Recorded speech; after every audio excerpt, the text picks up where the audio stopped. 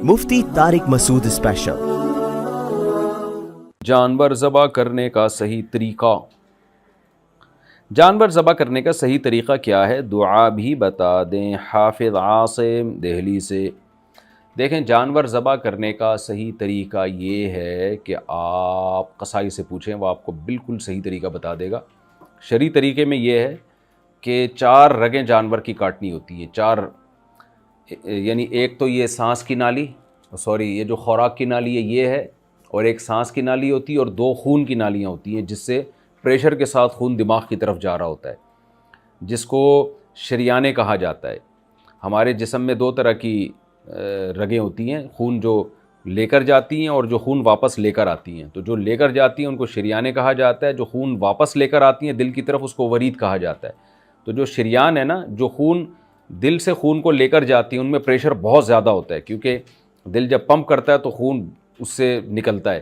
تو وہ شریانیں جو دماغ کی طرف خون لے کر جاتی ہیں، تو وہ بڑے، اب ایسا نہ ہو کہ آپ ڈاکٹروں کو کھڑا کر کے جانور ذبح کریں گے، جی مجھے بتاؤ اس میں شریان کون سی ہے تو ورید کون سی ہے۔ جب آپ جانور کے گلے پہ چھری چلاتے ہیں تو وہ خود بخود ہی اس کی پہلے خوراک کی نالی کٹتی ہے، سانس کی نالی کٹتی ہے، اور 2 موٹی موٹی نالیاں نظر آ رہی ہوتی ہیں۔ جیسے ہی آپ کاٹیں گے ایک دم خون پریشر سے نکلے گا۔ تو یہ 4 رگیں کٹ جائیں بس، اتنا، اس سے زیادہ نہیں کاٹنا۔ لوگ اس سے زیادہ کاٹتے چلے جاتے ہیں اور پھر کیا کرتے ہیں، اندر بھی چھرا مارتے ہیں جانور کی ہڈی پہ نا، حرام مغز میں۔ وہ پھر اس سے نقصان ہوتا ہے، کیونکہ جانور کا صحیح طرح سے خون نہیں نکلتا۔ تو شریعت نے جو ذبح کرنے کا حکم دیا، اس میں ایک بڑی حکمت یہ ہے کہ اس کا سارا بلڈ جسم سے نکل جائے۔ تو اگر آپ یہ جو حرام مغز میں چھرا مار دیں گے، قصائی لوگ یہ کام اس لیے کرتے ہیں تاکہ جانور جلدی ٹھنڈا ہو جائے اور قصائی بھی جلدی ٹھنڈے ہو جائیں، یعنی جلدی فارغ ہو جائیں وہ اپنے کام سے، کیونکہ جانور تڑپتا رہے گا، خون نکلتا رہے گا تو قصائیوں کو وہ بھی تڑپتے رہیں گے اتنی دیر تک، کیونکہ ان کے پاس بہت سارے آرڈر ہوتے ہیں، تو اس آرڈر کی وجہ سے وہ خود جانور سے زیادہ وہ تڑپ رہا ہوتا ہے۔ تو اس لیے قصائی کو بھی پکڑ کے رکھا کریں، اور 4 رگیں کٹ جائیں تو مزید کاٹنے نہ دیں، تاکہ اس کا بلڈ اچھی طرح نکل جائے۔ جب حرام مغز میں ہم چاقو مار دیتے ہیں نا جانور کے ذبح کرتے ہوئے، تو کیا ہوتا ہے کہ جی وہ اس کی جو سینس ہے نا وہ ختم ہو جاتا ہے۔ تو جو ایمرجنسی باڈی کو دماغ نے ایک آرڈر دیا ہوا ہوتا ہے کہ ایمرجنسی لگی ہوئی ہے، جس کی وجہ سے جسم تڑپتا ہے اس کا، اور وہ جلدی سارا خون اس کے جسم سے نکل جاتا ہے، اور خون سے جو ہے نا گوشت بالکل پاک صاف ہو جاتا ہے۔ تو اگر آپ نے اس کے حرام مغز میں اندر چاقو مار دیا جیسے کہ قصائی کر رہے ہوتے ہیں، تو اس سے ایک دم جانور کو تکلیف بھی ہوتی ہے اور خون بھی پھر پوری طرح نکل نہیں پاتا۔ تو حلال تو ہوتا ہے جانور، لیکن یہ کہ شریعت کے جو ذبح کرنے کا طریقہ بتایا اس کے خلاف ہے، اس لیے قصائیوں کو کنٹرول کیا کریں، اس سے بولیں یار تم تمیز سے کھڑے ہو جاؤ، بس خود چھری چلائیں زیادہ بہتر ہے، اور آپ کا اپنا رخ قبلے کی طرف ہونا چاہیے جب آپ جانور ذبح کریں، تو بہتر ہے یہ۔ لیکن اگر جانور بہت تگڑا ہے، اس کو نہیں گھمایا جا رہا آپ سے، تو پھر جیسے تیسے ہو ذبح کر دیں، کیونکہ وہ موقع ایسا ہوتا ہے کہ پہلی دفعہ ظاہر ہے لوگ جو ذبح کر رہے ہوتے ہیں وہ کوئی پروفیشنل قصائی تو ہوتے نہیں ہیں، تو بعض دفعہ، اور پھر ہر آدمی قصائی بنا ہوا ہوتا ہے، جو پروفیشنل قصائی نہیں بھی ہوتے، بقرعید میں پیسے کمانے کے لیے وہ بھی قصائی بنے ہوئے ہوتے ہیں، تو ان سے سنبھلتا ہے نہیں جانور۔ قبلہ رخ کرنے کے چکر میں بہت سوں کا اپنا قبلہ چینج ہو جاتا ہے، اور بہت سے پتہ نہیں کہاں کہاں گھوم رہے ہوتے ہیں اس جانور کو کنٹرول کرنے کے چکر میں، پھر جانور اٹھ کے بھاگ جاتا ہے، بعض دفعہ لوگوں کو مار دیتا ہے، زخمی کر دیتا ہے۔ ابھی ہمارے ایک دوست ہیں، ان کی پاؤں پہ جانور چڑھ گیا، پاؤں کی ہڈی توڑ دی اس نے، انگلی کی ہڈی توڑ دی۔ تو جانور ہے بھائی، آپ تو انسان ہے نا، تو آپ آسانی سے قربانی کر لیں، زیادہ سنت کے چکر میں ایسا نہ ہو فرائض چھوٹ جائیں آپ کے۔ تو قبلے کی طرف رخ کریں اگر بآسانی ممکن ہے، نہیں ممکن ہے تو جیسے تیسے وہ ذبح کر دیں۔ تو اور ذبح کیا کرنا ہے؟ بسم اللہ اللہ اکبر زور سے پڑھنا ہے آپ نے، اور اس سے پہلے دعا انی وجہت وجہی للذی فطر السماوات والارض حنیفا وما انا من المشرکین ان صلاتی ونسکی ومحیای ومماتی للہ رب العالمین۔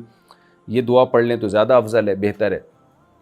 تو ورنہ بسم اللہ اللہ اکبر یہ تو پڑھنا ہی ہے سب نے، اور زور سے پڑھ لیا کریں تاکہ ذبح کرنے والے کو یاد آ جائے، یعنی جو قریب کے لوگ ہیں وہ بھی زور سے پڑھ لیں تاکہ ذبح کرنے والے کو یاد آ جائے۔ پھر بھی اگر ذبح کرنے والا غلطی سے نہ پڑھ سکے، بھول جائے یعنی، تو بھی جانور حلال ہے، لیکن جان کر اگر تکبیر چھوڑ دے گا تو پھر جانور مردار ہو جائے گا۔ میں نے دیکھا ہے بعض دفعہ قصائی کے منہ میں گٹکا ہوتا ہے، وہ جان بوجھ کر تکبیر چھوڑ دیتا ہے، کیونکہ اس کو پتہ ہے کہ میں نے بسم اللہ اللہ اکبر کہا تو میرا گٹکا منہ سے نکل جائے گا، تو اور یہ عبادت کا وقت ہے، خوب سمجھ لیں جانور ذبح کرنا، تو اس لیے اس میں اللہ کو یاد کرنا چاہیے۔ ہنسی مذاق بھپتیاں کسنا جیسے لوگ کر رہے ہوتے ہیں یہ بالکل ٹھیک نہیں ہے۔ ہم اللہ کے نام پہ اللہ کی ایک دربار میں ایک جو ہے نا جانور کا نذرانہ پیش کر رہے ہیں، تو ایک سنجیدہ طریقے سے یہ عمل ہونا چاہیے اللہ کا نام لیتے ہوئے، اور پھر اللہ سے دعا مانگنی چاہیے اللہ یہ ہماری طرف سے قبول کر لے۔ تو اللہ نے ان جانوروں کو ہمارے لیے مسخر کر دیا، اگر اللہ ہمیں اجازت نہ دیتا تو ہم کبھی ان جانوروں کے گلے پہ چھری نہ چلاتے، کیونکہ ان کو بھی زندہ رہنے کا اسی طرح حق ہے جیسے ہمیں حق ہے۔ یہ تو اللہ نے ان کو ہمارے لیے مسخر کر دیا کہ ان کا گوشت بھی کھا سکتے ہو، میرے نام پہ ان کو قربان بھی کر سکتے ہو۔ اور یہ بات میں بار بار بتاتا ہوں، خوب اچھی طرح سمجھ لیں کہ جانور ذبح کرنا اسلام میں عبادت نہیں ہے، صرف چند موقع پر ہے۔ ایک حج میں، جب آپ حج تمتع کرتے ہیں تو قربانی کرتے ہیں، یا وہاں جب دم لازم آ جائے، کوئی جنایت ہو، کوئی غلطی ہو گئی تو جانور قربان کرنا ہے، یا عقیقے میں، یا اس موقع پہ جو بقرعید کا موقع ہے۔ اس کے علاوہ جانور بعض علماء کے نزدیک ولیمے پہ بھی جانور کا جو ذبح کرنا ہے وہ بھی عبادت کے طور پر ہے، لیکن یہ 3 موقع تو ہیں۔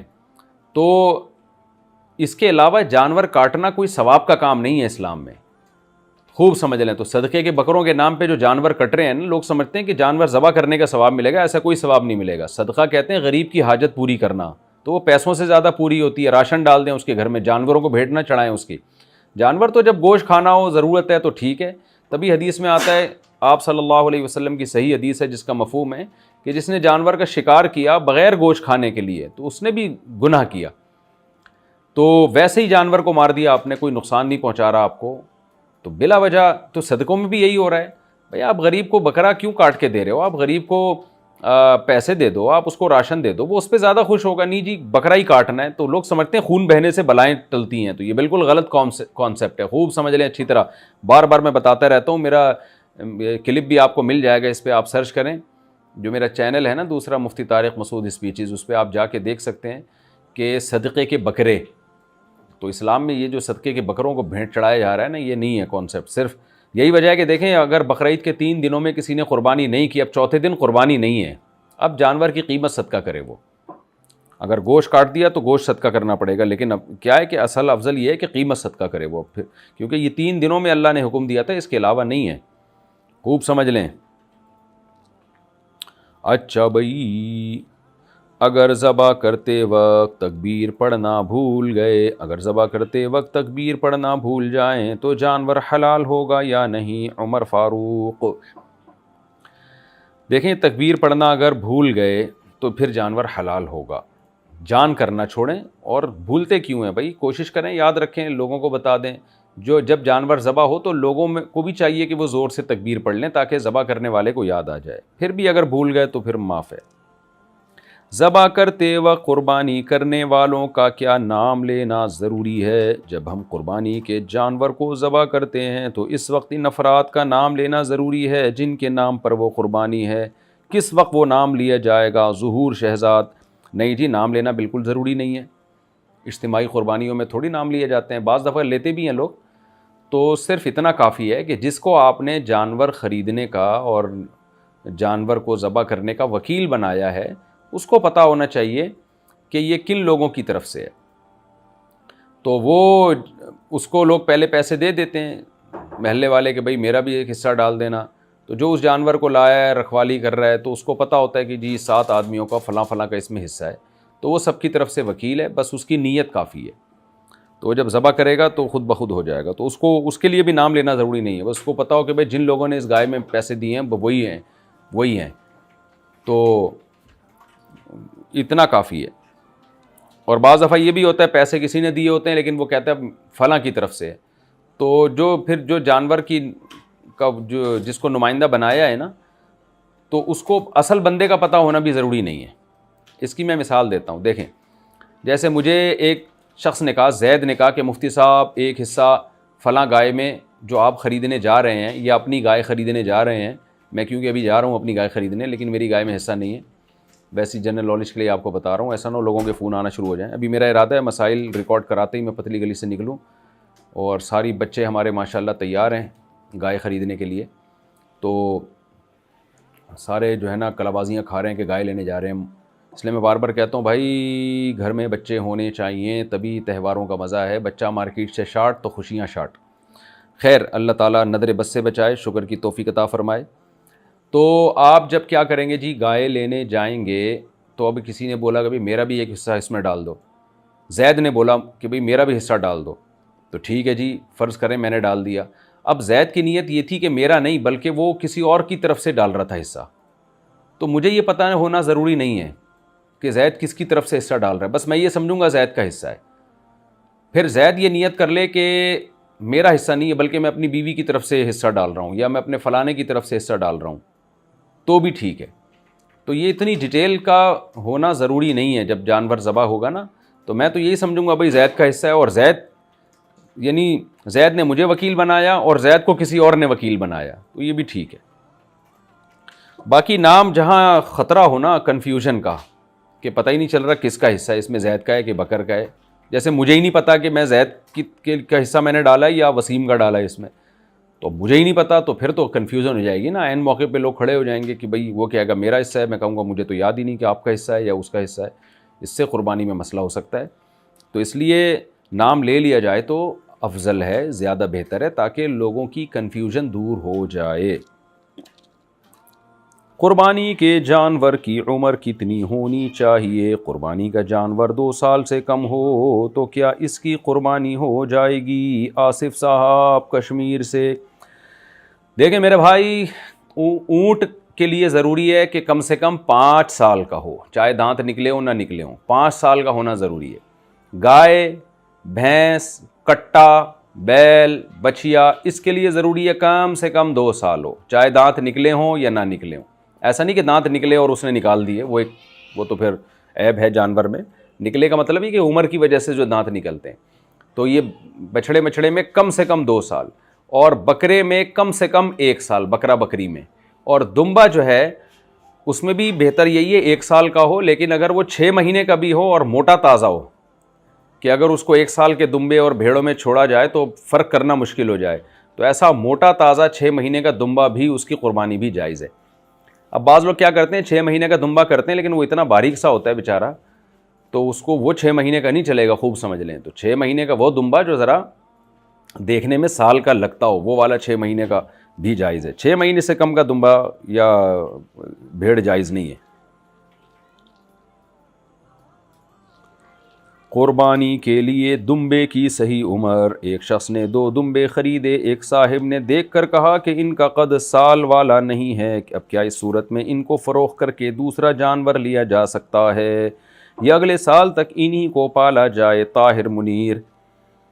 دیکھیں اگر ایک صاحب کے کہنے پہ نہ جائیں بلکہ اس کو خود چیک کر لیں, جو قربانی کرنے والا ہے اس کی رائے کا اعتبار ہے. اس کو ماہرین سے پوچھ لیں کہ کیا 1 سال کے دمبے بھی اتنے بڑے ہوتے ہیں؟ اگر وہ موٹا تازہ ہے, بھرا ہوا ہے, تو اسی کی قربانی کر دیں. اور اگر وہ بہت ہی باریک سا ہے, بیچارہ نہیں لگ رہا کسی بھی لحاظ سے, بڑا نہیں لگ رہا, سال کے برابر والے دمبوں میں کسی بھی لحاظ سے نہیں لگ رہا, تو پھر اس کی قربانی نہ کریں, پھر اس کو بیچ کے دوسرا جانور لے لیں. اور یہ بھی کر سکتے ہیں, اسی کو پال لیں, اگلے سال کر دیے گا, ابھی دوسرا کر لیں. چھوٹے دانت والے جانور کی قربانی. قربانی کے جانور کے دانت چھوٹے نظر آ رہے ہوں لیکن پکے ہوں تو ایسے جانور کی قربانی ہو جائے گی یا نہیں؟ محمد صادق. جناب محمد صادق صاحب, اتنا چھوٹا یعنی جانور کی عمر دیکھی جاتی ہے, دانت نہیں دیکھے جاتے. خوب سمجھ لیں, دانت تو ایک ظاہری علامت ہے, کیونکہ پتہ نہیں ہوتا بیوپاری سچ بول رہا ہے جھوٹ بول رہا ہے. تو اصل میں یہ دیکھا جائے گا کہ بکرا پچھلے سال بقرعید سے پہلے پیدا ہو گیا ہو, یا اگر بقرعید والے دن پیدا ہوا تو پھر جس وقت پیدا ہوا ہے نا اس وقت بقرعید کا دن گزرنے کے ٹائم گزرنے کے بعد کر سکتے ہیں. مثال کے طور پر ایک بکرا پیدا ہوا پچھلے سال بقرعید میں ظہر کے وقت یا دوپہر 2 بجے پیدا ہوا, تو اب اس سال بقرعید میں 2 بجے وہ 1 سال کا ہوگا, تو آپ اس کو 2:15 بجے تو کاٹ سکتے ہیں, 2 بجے سے پہلے نہیں کاٹ سکتے. تو پچھلے سال بقرعید کے دوسرے دن پیدا ہوا تو دوسرے دن یعنی تیسرے دن آپ اس کو کاٹ سکتے ہیں. یعنی سال کا ہونا, اسلامی لحاظ سے سال کا ہونا ضروری ہے. یہ بکرے میں, دمبے میں 6 مہینہ موٹا تازہ, اور گائے میں 2 سال, اور اونٹ میں 5 سال. تو دانت کا اتنا مسئلہ نہیں ہے. اگر آپ کو بیوپار جو ہے وہ جو بیچنے والا یقین دلا دے یا آپ کو اس کی بات پہ اعتماد آ جائے کہ یہ جھوٹ نہیں بول رہا، تو وہ کہہ دے کہ اگر یہ بکرا 1 سال کا ہے اور آپ کو لگے کہ سچ کہہ رہا ہے تو پھر اس کی قربانی جائز ہے۔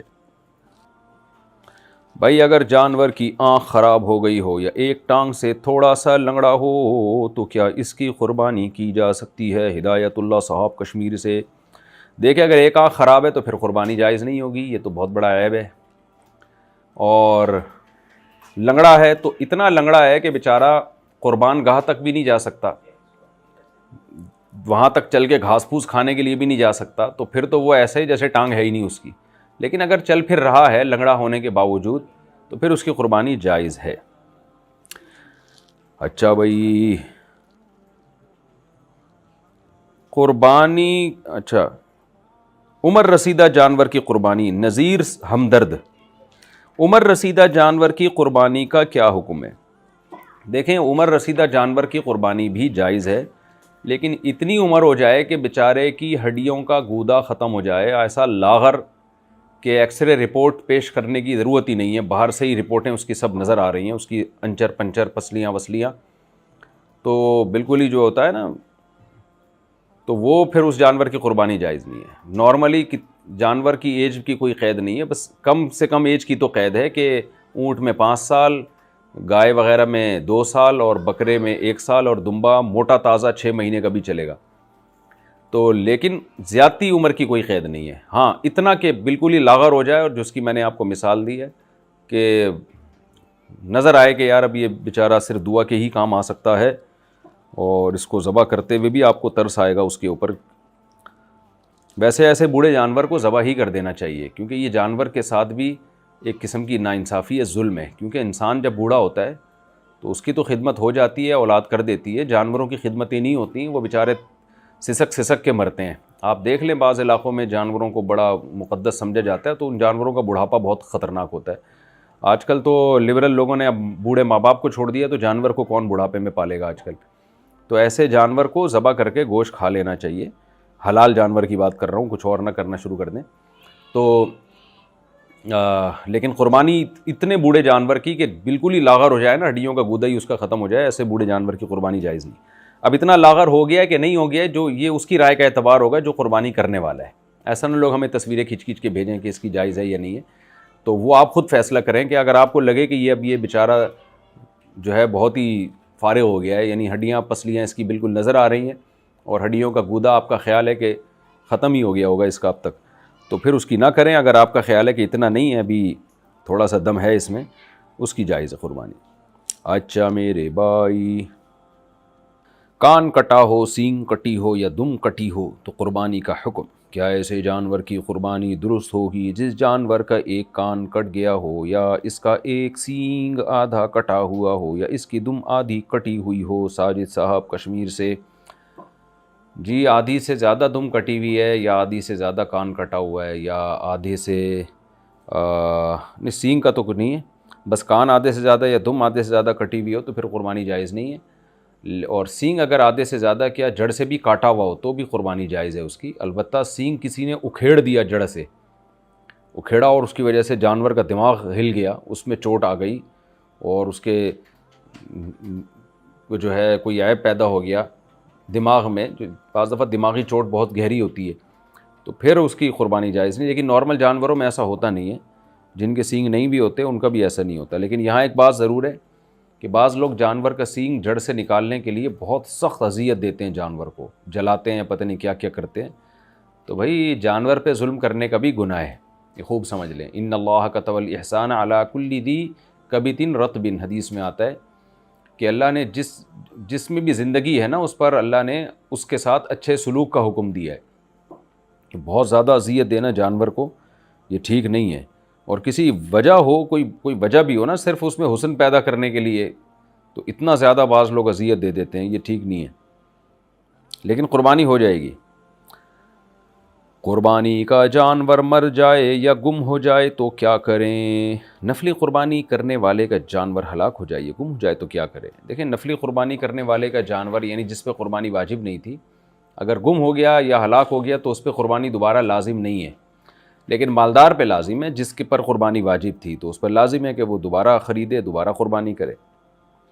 حاملہ جانور کی قربانی کا حکم، کیا حاملہ جانور کی قربانی کرنا جائز ہے؟ حافظ سلیمان۔ لوگوں میں مشہور یہ کہ جی حاملہ جانور کی قربانی جائز نہیں، یہ غلط ہے۔ حاملہ جانور کی قربانی بھی جائز ہے، البتہ وہ گائے یا وہ جانور جس کی ولادت کا وقت بالکل قریب آ چکا ہو، بچہ بالکل تیار ہو گیا ہو، بالکل قریب الولادہ ہو، تو پھر افضل یہی ہے کہ اس جانور کی قربانی نہیں کرنی چاہیے، کراہت ہے اس میں۔ لیکن اگر ویسے صرف اتنا کہ بھئی پتہ چلے کہ جی اس کے پیٹ میں بچہ ہے اور ابتدائی دنوں کا ہے، یعنی بالکل قریب الولادہ نہیں ہے، تو کوئی حرج نہیں ہے۔ لوگ کہتے ہیں اس بچے کا کیا قصور ہے، تو بھئی اس اماں کا کیا قصور ہے جس کو آپ ذبح کر رہے ہیں؟ قصور تو کسی کا بھی نہیں ہے، قصور بابا بھلے شاہ کا ہے۔